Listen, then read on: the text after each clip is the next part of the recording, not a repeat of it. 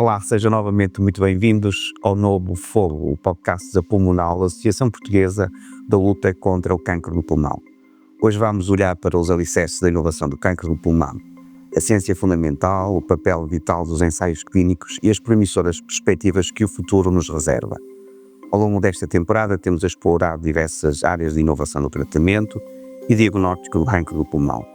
Por trás de cada avanço reside um trabalho científico rigoroso e validação através de ensaios clínicos. Compreender este processo é essencial para constatar o progresso alcançado e depositar-nos esperança no futuro.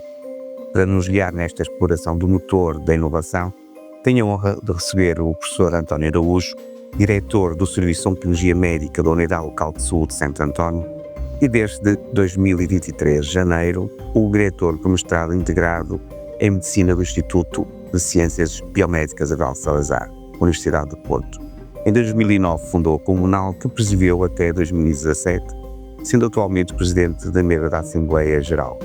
Professor António Araújo, muito obrigado por estar connosco e se juntar a nós neste novo fogo. Bem-aja. Gosto da Pulmonal. Novo Fogo é um podcast da Pulmonal. A primeira temporada, Inovação no Cancro do Pulmão, tem o apoio da Merck. 8º episódio. Ciência, ensaios e o futuro.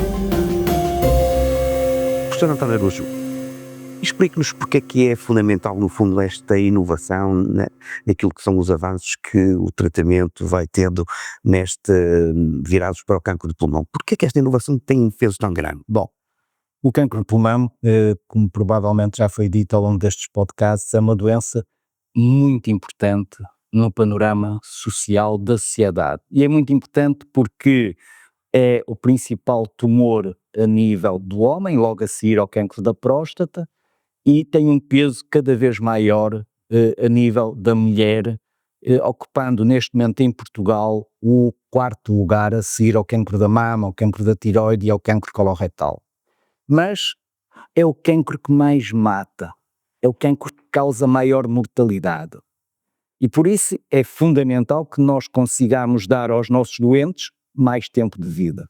Mas para além de tentarmos dar mais tempo de vida, nós queremos lhes dar também mais qualidade de vida. E para isso, a inovação é fundamental. Nós precisamos de ter tratamentos que cada vez mais consigam dar a possibilidade de aumentar a sobrevivência aos nossos doentes com aquilo que eu dizia há pouco, melhor qualidade de vida. E isto, a inovação, tem trazido estes aspectos. É evidente que depois tem um pequeno senão, porque nós gostaríamos de dar a possibilidade de aumentar a quantidade de vida e a qualidade de vida dos nossos doentes a um custo razoável. E a inovação, infelizmente, vem por vezes a custos muito elevados.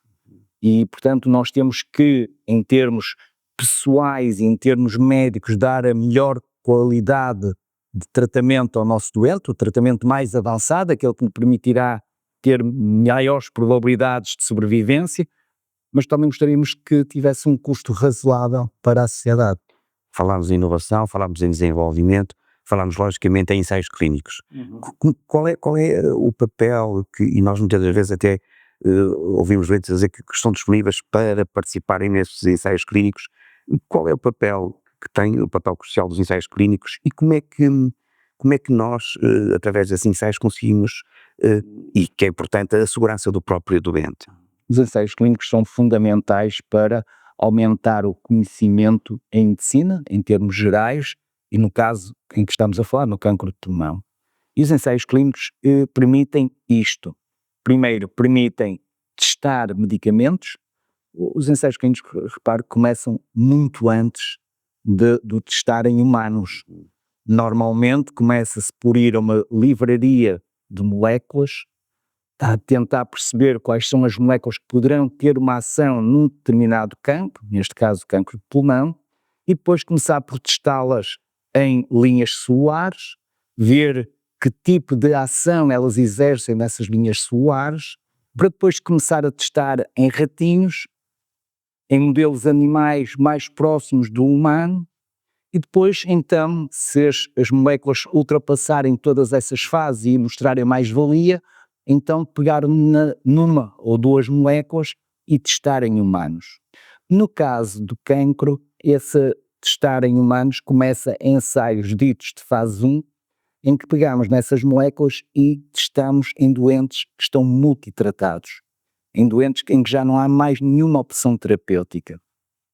No sentido de tentar perceber primeiro a ação da molécula, do fármaco, e depois também um pouco a segurança. Permite-nos ensaios de fase 1, sobretudo estabelecer depois a dose terapêutica. Nós começamos por fazer por coortes de doentes, vamos subindo a dose até encontrar uma dose que seja considerada ótima para controlar a doença. Depois iremos testar esse medicamento em ensaios de fase 2. Aí já normalmente usamos um grupo de doentes selecionado por uma patologia e tentamos avaliar com aquela dose que estabelecemos nos ensaios de fase 1 a eficácia, mas sobretudo a segurança. Perceber os efeitos laterais que aquele medicamento provoca. E depois passamos aos ensaios de fase 3, em que vamos comparar esta nova molécula ou este novo tratamento com o tratamento standard para aquele grupo de doentes, com aquela patologia naquele estadio. E demonstrar que esta nova molécula ou este novo protocolo de tratamento é melhor que o standard, que é aquele que nós estamos a usar na prática. Sempre avaliando eficácia e segurança. E isto vai-nos trazendo, como é evidente, a noção de podermos dar aos nossos doentes incrementos sucessivos, quer na eficácia, quer na segurança, ou então o protocolo pode chegar e demonstrar que não é melhor que o tratamento standard e ser abandonado. E há histórias disto muito engraçadas e muito interessantes. Eu vou dar um exemplo disto para quem nos está a ouvir. Em 2000 começou-se a falar da terapêutica personalizada no cancro de pulmão e surgiu uma molécula que se chamava gefitinib. O gefitinib é um inibidor da tirosina cinase do EGFR, primeira geração. E era em comprimidos, os doentes não precisavam de ir ao hospital de dia e tinham muito poucos efeitos laterais. E havia um grupo de doentes que realmente respondia àquele medicamento. Nós não conseguíamos perceber porquê, mas sabíamos que era sobretudo mulheres não fumadoras com adenocarcinoma do pulmão, se possível de origem asiática. O medicamento era tão interessante e tão eficaz nesse grupo de doentes que a FDA aprovou rapidamente o medicamento, mas exigiu que fosse comparado como o estado da arte na altura, segunda linha, que era com um medicamento que se chama docetaxel, mioterapia. E na população ocidental em geral, sem selecionarmos nada, o gefitinib, quando foi comparado com o docetaxel, não foi melhor. O docetaxel era ligeiramente melhor em termos de eficácia. E então a FDA proibiu a utilização do medicamento no carcinoma de pulmão. No entanto, o gefitinib era extremamente eficaz na população asiática, continuou a ser investigado e desenvolvido na Ásia, no Oriente. E veio-se a descobrir que ele era muito eficaz porque atuava na mutação do EGFR que existe em doentes com cancro de pulmão, particularmente nos não fumadores. Porquê que era muito eficaz no Oriente e não no Ocidente? Porque a prevalência da mutação do EGFR na população oriental anda na casa dos 75% a 80%, enquanto que a frequência de mutação na população ocidental ronda só os 13% a 15%. Mas isto fez com que, hoje em dia, nós utilizemos inibidores da tirosina cinase, por exemplo, para o EGFR, hoje em dia a terceira geração, na população selecionada por essa mutação. E quando a população é selecionada por essa mutação, o medicamento é muito eficaz e tem poucos efeitos laterais. E isto só se conseguiu perceber porque conseguimos investigar, conseguimos fazer avançar a ciência, conseguimos testar o medicamento e conseguimos perceber como é que o medicamento atua. Isto permitiu cada vez mais personalizar o tratamento, neste caso para o cancro de pulmão. Mas são histórias destas, a nível da ciência, que fazem com que realmente os ensaios clínicos valham a pena fazer, são fundamentais para fazer avançar a ciência e permitem descobrir medicamentos novos que dão mais quantidade de vida e melhor qualidade de vida aos nossos doentes. No fundo, são estes resultados, não é, destes ensaios clínicos que depois também impactam na prática clínica, não é? Que tem muito a ver com isto. Falámos de inovação, falámos de prática clínica, falámos de desenvolvimento, falámos naturalmente de investigação. Desafios éticos nisto. Como é que é o desafio ético, não é? No fundo, nos ensaios clínicos, sobretudo naquilo que tem a ver com o cancro do pulmão. Pronto, é evidente que tudo isto tem algum risco. É lógico, quando se testa uma molécula, nós acreditamos que, porque ela passou todos estes ensaios e todas estas fases de desenvolvimento, que realmente esta molécula, ou este tipo de tratamento, é melhor para os nossos doentes. Mas, muitas vezes, e dei o exemplo do gefitinib, nós não percebemos ainda muito bem como é que a molécula funciona ou qual é o mecanismo pelo qual os doentes devem ser selecionados para usufruir melhor daquele medicamento e, portanto, por vezes, infelizmente, estamos a fazer mais mal do que bem aos nossos doentes, ou não podemos fazer tão bem a todos os doentes como nós gostaríamos. Para isso, o ensaio clínico normalmente está muito balizado em termos legais e balizado em como é que o podemos implementar. Pensei que tem que estar muito bem descrito, todos os passos que nós fazemos aos nossos doentes têm que estar muito bem descritos, têm que estar standardizados, todos eles, tem que estar discriminado todos os efeitos laterais e todos os mecanismos de ação de um medicamento conhecidos à data, e isso tem que estar plasmado no consentimento informado. E o doente tem que assinar um consentimento informado. Consentimento informado não é propriamente uma desresponsabilização da equipe de saúde para o tratamento que vai fazer, não. O consentimento informado é, como o seu nome indica, nós podermos dar informação, aquela que temos, e que seja suficiente e no nível em que o doente perceba sobre o ensaio clínico, sobre o que é que se pretende com aquele tratamento, quais os efeitos laterais conhecidos daquele tratamento, quais os riscos que o doente corre com aquele tratamento, quando comparado, no caso dos ensaios de fase 3, com o tratamento standard. E é depois com essa informação que o doente vai decidir se quer ou não participar no ensaio. E depois, se quiser participar no ensaio, assinar o consentimento informado. O doente é sempre livre de não querer participar no ensaio. Isso é sempre assegurado desde o início. E mesmo participando pode interromper. Exatamente. E depois, mesmo que entre no ensaio, o doente pode decidir interromper a sua participação em qualquer altura. E não pode, nem deve, não é evidente, ser penalizado por isso. Por outro lado, a assinatura de consentimento informado não desresponsabiliza a equipe de saúde de ter os máximos cuidados, de ter o máximo nível de precaução e de vigilância sobre aquele doente. Pelo contrário, são exigidas às equipes de saúde os mais altos estándares na prestação de cuidados de saúde àquele doente, dentro do ensaio.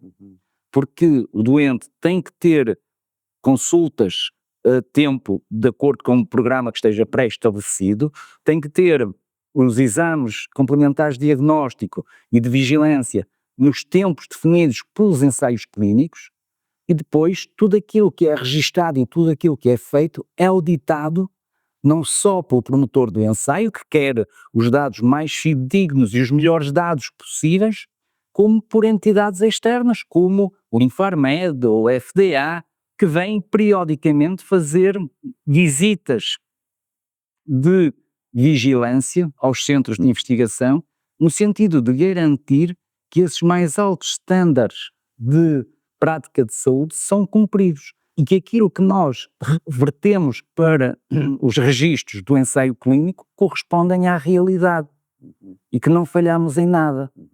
Portanto, os doentes, quando entram num ensaio clínico, têm algum risco, é certo, nós não conseguimos garantir a 100% que o tratamento inovador é realmente mais eficaz que o tratamento standard. Se pudéssemos garantir isso, não era preciso fazer o ensaio, é evidente, mas tem a garantia de que são seguidos segundo os mais elevados padrões éticos e técnicos de saúde.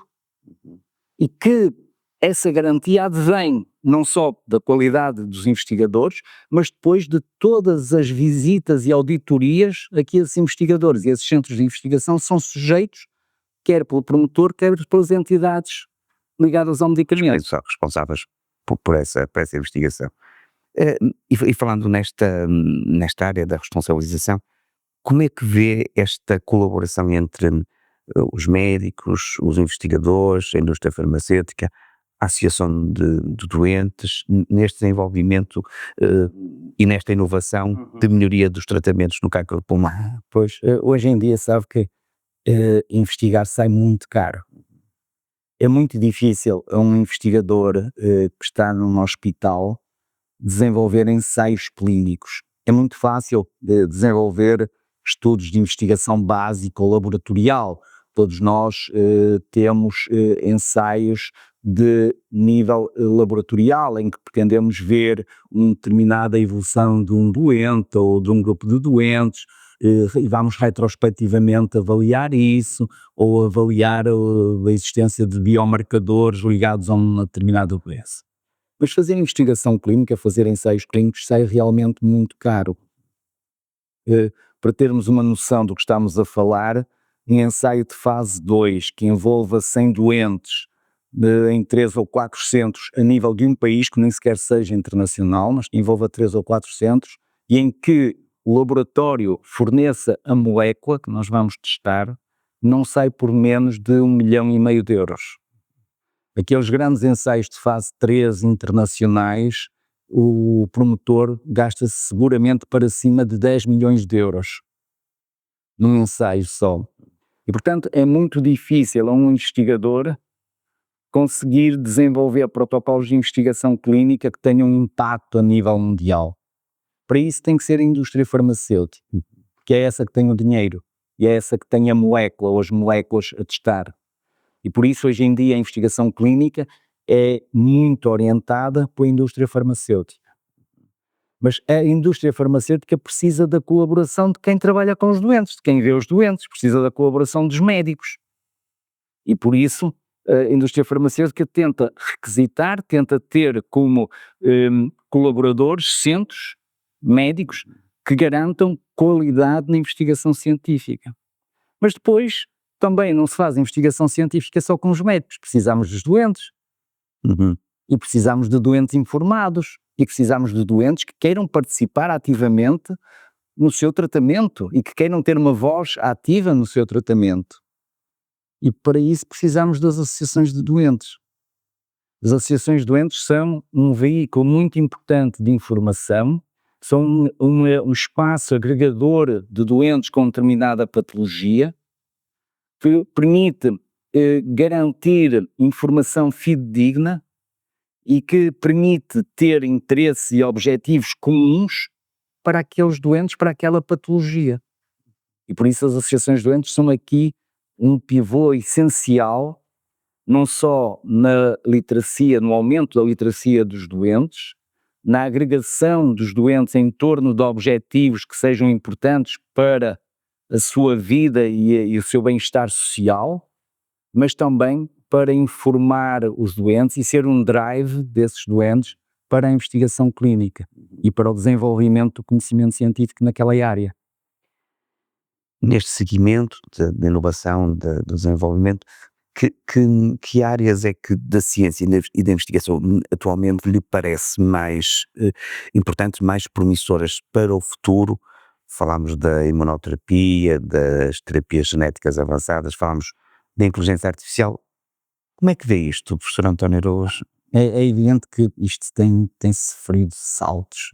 Quando eu comecei na medicina, a medicina andava um bocado a passo. A determinada altura começou a correr e agora dá saltos estratosféricos quase. Em 2000 nós começámos a falar muito da terapêutica personalizada do cancro.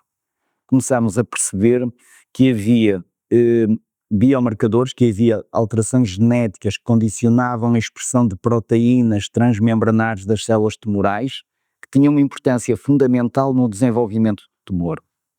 E portanto, se eu conseguisse inibir aquela via de sinalização, conseguia parar o desenvolvimento do tumor. Só que isso só acontece em cerca de 30% dos casos de cancro. Os outros são, em termos de mutações genéticas, muito complexos e não existem propriamente uma, mas múltiplas vias de sinalização para o desenvolvimento desse tumor. E então percebemos que conseguíamos manipular o sistema imunológico dos doentes, neste caso inicialmente destravando os travões do sistema imunológico, para que fosse o sistema imunológico a controlar a doença. E há cerca de uma dúzia de anos que nós já na prática clínica diária utilizamos este tipo de imunoterapia. A imunoterapia, diga-se, foi uma mudança do paradigma do tratamento do cancro, porque eu pela primeira vez estava a usar medicamentos que não atuavam diretamente nas células cancerosas, iam atuar no sistema imunológico do doente e era o sistema imunológico que controlava a doença. Mas nós temos vindo a progredir muito mais no conhecimento. Nós hoje em dia utilizamos moléculas que se designam por ADCs, que é um acrónimo de Antibody Drug Conjugate, ou seja, conjugados de anticorpos e medicamento, dirigidos a essas proteínas transmembranares. Nós conseguimos já delinear medicamentos complexos que se vão ligar àquelas proteínas que existem apenas nas células cancerosas, que são depois internalizados para a célula e que vão libertar o medicamento e destruir a célula. Mas nós acreditamos, fundamentalmente, que a cura do cancro vai residir em nós. E vai residir em nós, vai residir no nosso sistema imunológico. Quando nós formos capazes de manipular o nosso sistema imunológico de forma a que ele consiga efetivamente, em todos os doentes, controlar a doença oncológica, seremos nós mesmos a combater o nosso cancro. E para isso também se têm dado passos de gigante. Desenvolveram-se as terapias celulares, nomeadamente aquilo que hoje se designa por CAR T-cells, em que nós retiramos sangue ao doente, isolamos os linfócitos T em laboratório, manipulamos esses linfócitos T introduzindo-lhes proteínas transmembranares para eles irem reconhecer a célula oncológica, multiplicamos esses linfócitos T ainda em laboratório, isto é, criamos um exército desses linfócitos T manipulados e depois reintroduzimos nos doentes, de forma a que esses linfócitos vão reconhecer as células cancerosas e matá-las, especificamente.